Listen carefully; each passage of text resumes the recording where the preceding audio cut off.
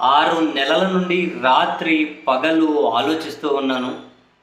ధ్వంసం అయిపోయినటువంటి ఆంధ్రప్రదేశ్‌ని ఎలా పునర్నిర్మించాలి అని. నాకేమీ పరిష్కారం దొరకట్లేదు.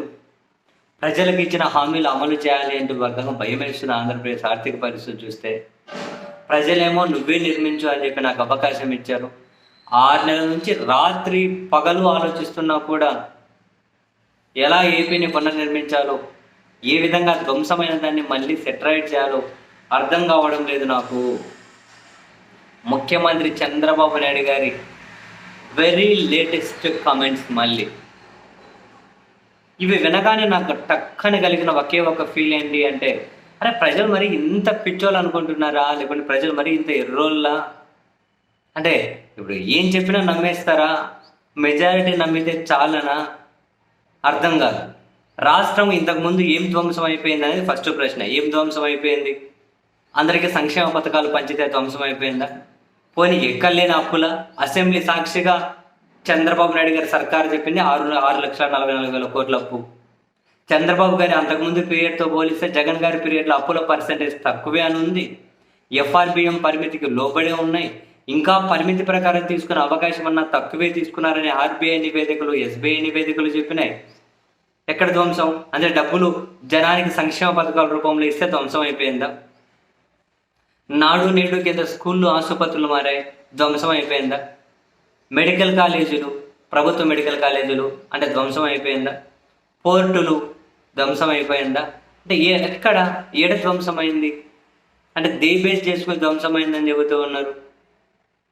గ్రామ స్థాయి వరకు వ్యవస్థలు వచ్చాయి, వాలంటరీ, గ్రామ వార్డు సచివాలయం. అంటే ఏది ధ్వంసం అంటే ఏది, ఎట్లా? ఇంతవరకు ఎప్పుడైనా కనుక వీళ్ళు క్లియర్ కట్గా దానికి సమాధానం చెప్పారా? పోనీ జగన్మోహన్ రెడ్డి గారు ఇప్పటికీ చాలాసార్లు మీడియా సమావేశంలో లెక్కలు చూపించుకుంటూ మరీ చెప్పారు. ఏమని?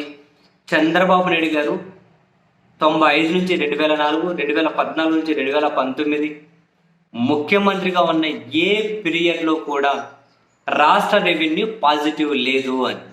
మరి లేదు, ఉంది అని చెప్పి వీళ్ళు ఎక్కడైనా లెక్కలు చూపించారా? ఇంతకుముందు చంద్రబాబు గారు 14 ఏళ్ళు ముఖ్యమంత్రిగా చేసినప్పుడు రెవెన్యూ పాజిటివ్గా లేదు. మరి ఇప్పుడు రాత్రి పగలు ఏం ఆలోచిస్తున్నారు?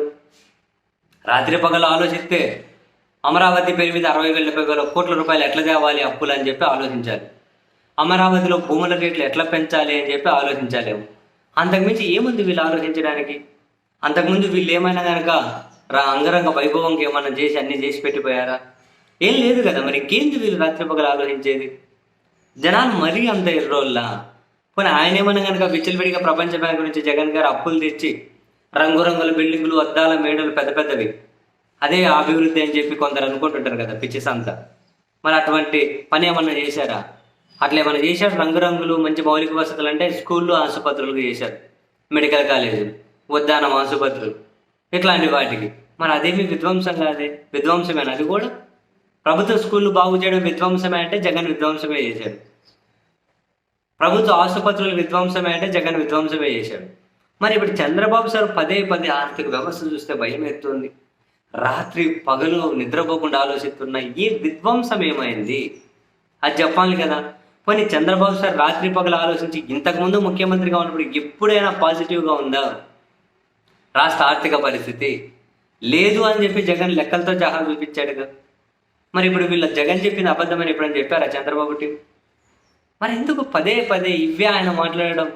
ఈరోజు వాళ్ళ పత్రికలు చూడండి, బ్యానర్ హెడ్డింగ్లు అవే, వాళ్ళ పత్రికల బ్యానర్ హెడ్డింగ్లు అవే. అరే జనాలు మరి ఇంత ఎర్రోళ్ళ నిజంగానే ఉన్నారా ఇట్లాంటి వాళ్ళు? ఇంకా అంటే ఇవన్నీ నమ్మేవాళ్ళు ఉండే ఉంటారులే, లేకపోతే ఎందుకు మాట్లాడతారు? బ్యానర్ హెడ్డింగ్లు ఎందుకు పెడతారు?